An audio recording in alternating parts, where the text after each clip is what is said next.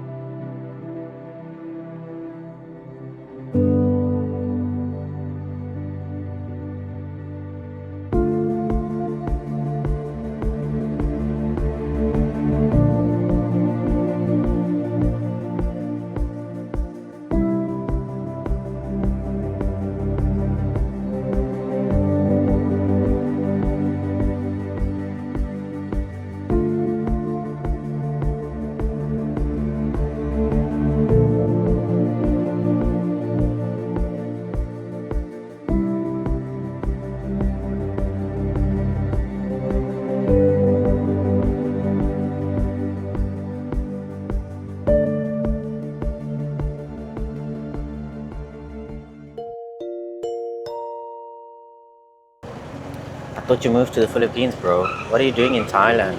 Um, and actually, that's the truth. In 2021, we moved to the Philippines for good, my wife and I. We were living in South Africa for 2 years, and she was studying.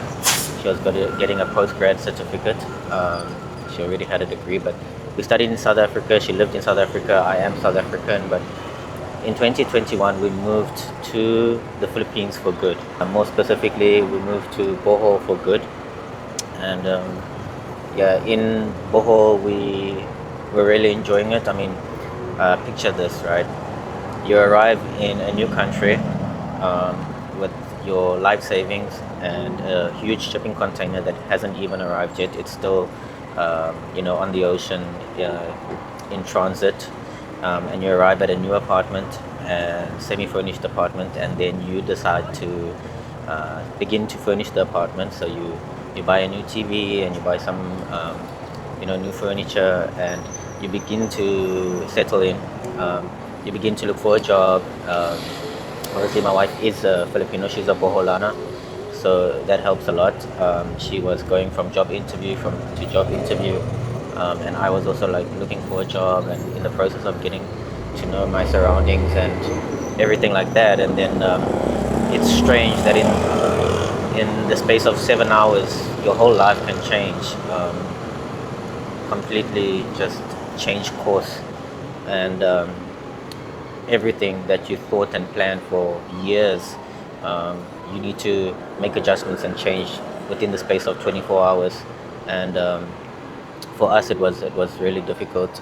Say that it was meant to be, and you might have plans and preparation, and you plan and you plan and you plan and you do all your research, and you save large amounts of money, and you do all of the research, and you send your whole life, you pack up for good and transfer your whole life, and you move to a country. But if God has other plans for you, for sure those plans will come to fruition.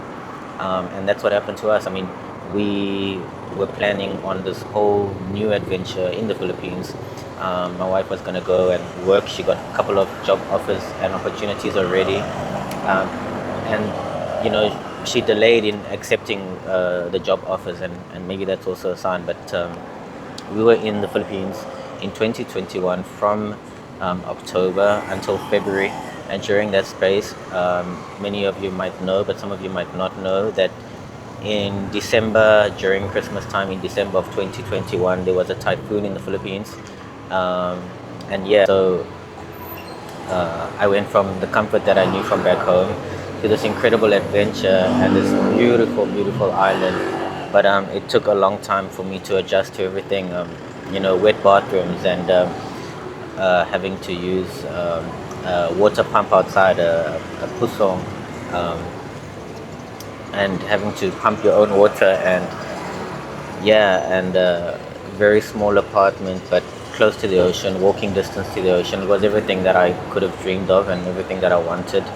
and it just seemed like everything was, had been planned and everything was going according to plan. And then on the night of Typhoon Odette, we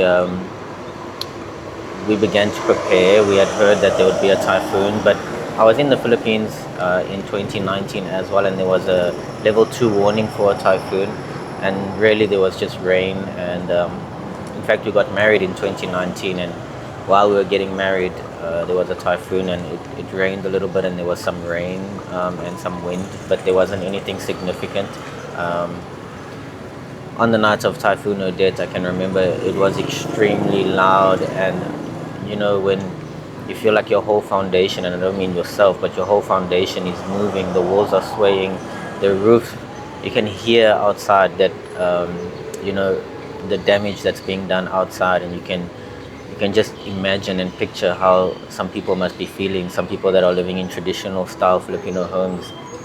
Um, but yeah, the aftermath of Odette was a lot more scary than the actual Odette itself. So I was already taking time to adjust to the new country and the new way of doing things, but I was settling in and I was doing well. And in fact, I really didn't want to leave Bohol. I was so happy, and it was for me. I just thought that like this place is for me. I'm so happy. There's no way that I would rather be. But sometimes God forces your hand. When you don't want to make a decision for you and you're back and forth between decisions, sometimes God forces your hand. And we stayed in Bohol from December after the typhoon, and we only left in February, so we did stay for a while. But in that time, it became extremely difficult because there was no electricity. You needed to travel to the mall to get electricity. People were using generators, but some generators were, damaging our electrical appliances. And I'll give you a day in the life of us, our family post Odette.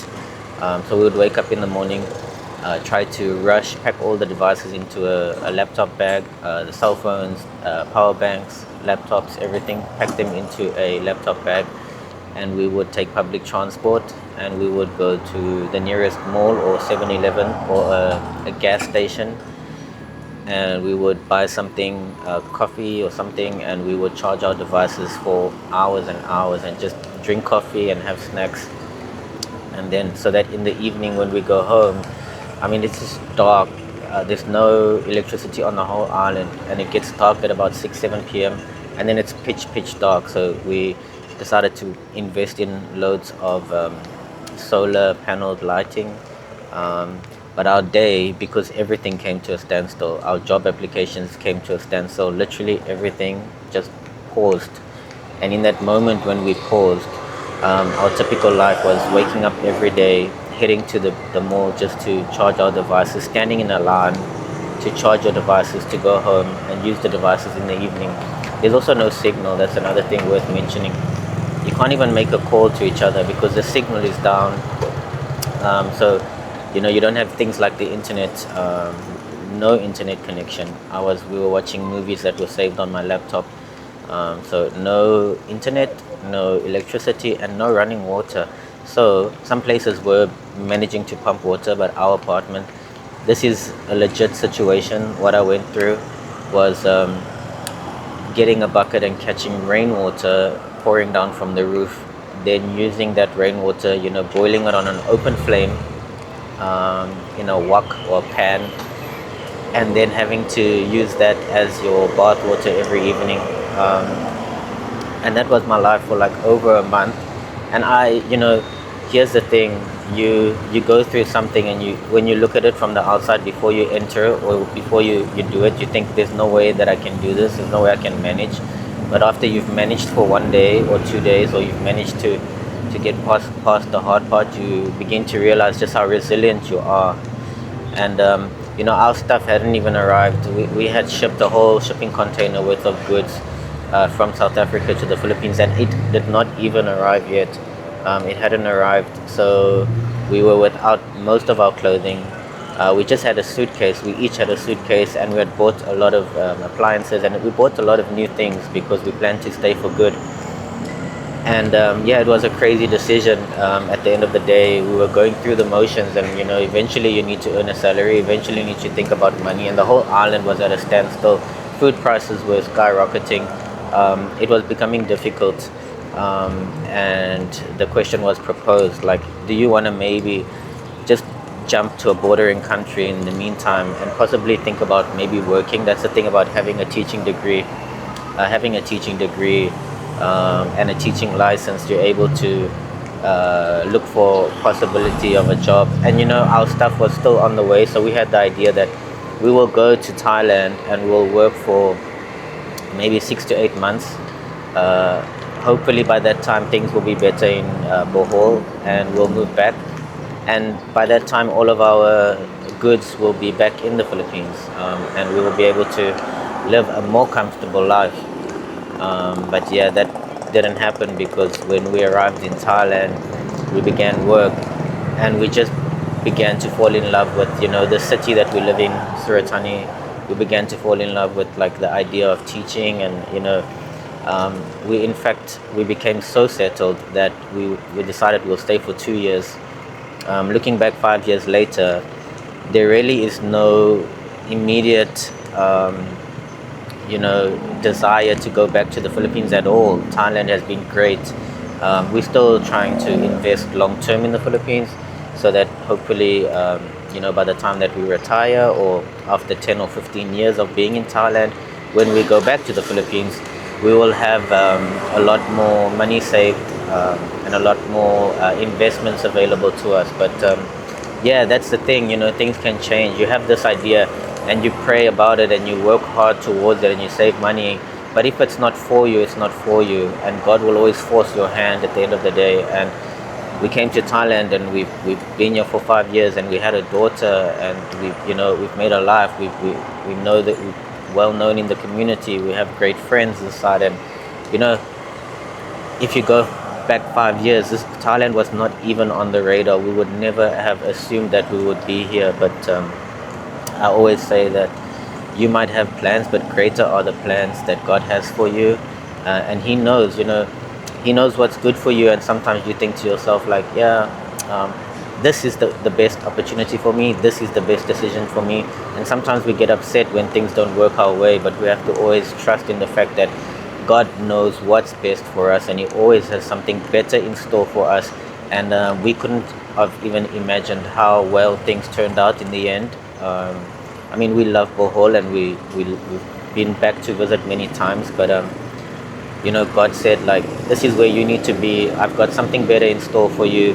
The time is not right. And yeah, it's been an amazing journey. And this is the real reason why some of you guys might know, some of you might not know, but we moved to the Philippines for good. And like 5 years later, we're in Thailand, and we have a baby, and we both, my wife has a managerial position at her work, and I'm enjoying what I do, and I love what I'm doing, and we're happy. And the life that we wanted in the Philippines, we're living in Thailand. And yeah, it's just a word of motivation. Like, if things work against you, sometimes it takes even a typhoon to change you. Like, this is my mindset. I'm doing this. We're staying here. I'm gonna do this. I want this. This is what I want. This is what I'll do. This is my plans. This is my plans. And then you get a subtle hint, like, maybe you should be here, and then you're stubborn. You're like, no, no, no. Sometimes God will bring a typhoon just to like force the issue. Like, hey guys, you're not gonna stay here. So yeah, a typhoon, literally 24 hours. A typhoon that lasted only 7 hours, but within 24 hours, our whole life had been changed.